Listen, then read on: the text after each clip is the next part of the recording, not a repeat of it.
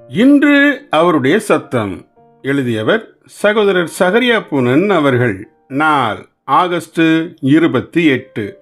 ஒப்பற்ற சிலுவையின் ஜீவியம். எவ்வாறு மரணம் ஒரு மனிதனை இந்த உலகத்திலிருந்து இன்னொரு இடத்திற்கு எடுத்துச் செல்கிறதோ அதுபோலவே சிலுவையை தழுவிக்கொண்ட ஒரு விசுவாசியை இந்த சிலுவை கிறிஸ்துவின் ராஜ்யத்துக்கு அவனை எடுத்துச் செல்கிறது. கொலோசையர் 1:13. கிறிஸ்துவின் ராஜ்யத்தை கண்டவன் இந்த உலகத்தை இப்போது ஓர் புதிய வித்தியாசமான பார்வையில் காண தொடங்குவான். பணம், உலகப் பொருட்கள், ஜனங்கள் ஆகிய யாவையும் சிலுவையின் வெளிச்சத்திலும் நித்தியத்தின் வெளிச்சத்திலும் கிறிஸ்துவின் ராஜ்யத்தின் வெளிச்சத்திலும் இப்போது அவன் காண தொடங்குவான். இனியும் ஜனங்களை ஏழை பணக்காரன் அல்லது பெரியவன் சிறியவன் அல்லது சமுதாய ஏற்றத்தாழ்வு ஆகிய வித்தியாசத்தில் அவர்களை காண மாட்டான். மாறாக அவர்கள் யாவரையும் ஆத்துமாக்களாக கண்டு அவர்களுக்காகவும் கிறிஸ்து மரித்தார் என்பதை மாத்திரமே காண்பான். 2 கொரிந்தியர் 5:16.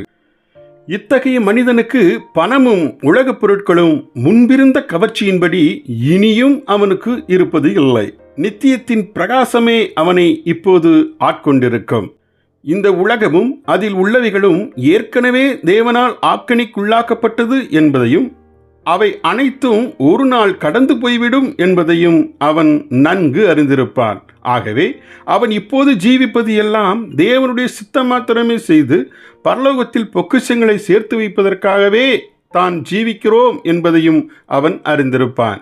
1 யோவான் 2:17, 1 பேதுரு 4:1-3 வரை உள்ள வசனங்கள். இவ்வாறு இருக்க இன்றுள்ள தேவனுடைய பிள்ளைகள் ஜனங்களையும் உலகத்தின் பொருட்களையும் ஓர் அவிசுவாசி காண்பதைப் போலவே லௌகீக கண்களால் இச்சித்து காண்பது மிகுந்த துயரமே ஆகும். இது போன்ற ஒரு ஆத்துமா ஆண்டவராகிய இயேசு கிறிஸ்துவின் சிலுவையின் மெய்யான அர்த்தத்தை அறியவே இல்லை என திட்டமாய் கூறலாம்.